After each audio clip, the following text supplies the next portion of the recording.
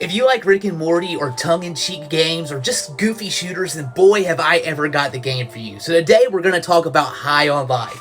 So I had previewed this game a couple weeks ago because I had just started it and I was really vibing on it. I am happy to say that that has continued. This is a great dessert-style game where you just put it on, you shoot some stuff, and you enjoy your time with it. I put in probably around 10 hours or so of it, but let's be honest, what we came here for was the goofiness, was for the comedy. This game comes from Squanch Games, which is Justin Roiland's game studio.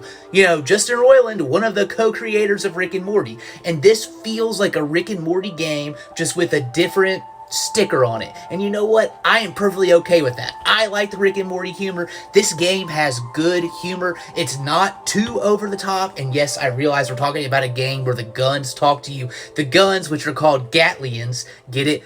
Gat and aliens put together, because that's their species. They are sentient guns that talk to you, and that's just one of the alien species out there.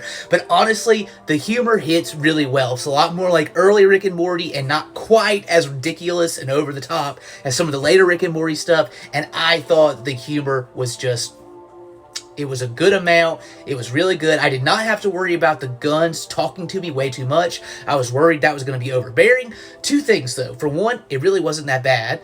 Two, admittedly, I listen to podcasts while I play my games. However, it really wasn't that bad. And I'm going to add a third. You can go into the options and turn it down if it does start to be grating for you. So overall, I say that all works out pretty well. Now, let's look at some screenshots and talk about this a little bit more. So, of course, we have to start by talking about the stars of the show, which is your guns. You got your standard pistol style, which is Kenny, the one who just basically sounds like Morty the whole game. You have your shotgun here, which is Gus. And then you have this lady right here, who is a machine gun that's basically a needler if you've played Halo at all. And then my personal favorite gun here is Creature. He shoots out these little babies that are basically tiny Meeseeks from Rick and Morty. And what they do is they run and they jump on an enemy and they just crowd them and they basically eat them until they die. It's pretty great. Now, one of the things that is interesting about this game is that your character does not talk. The way the conversations with NPCs go is that the aliens in whichever gun you happen to be using at the time are who converse. And all the guns have different personalities, so that really does change the way conversations go. It's actually pretty cool, and I like the way they executed upon that. I mean, we even got a nice BFF date where your gun basically spills a soul to you in Space Applebee's. I had a white peach sangria and a quesadilla because how could I not? You're Space Applebee's. I mean, when in Rome, right?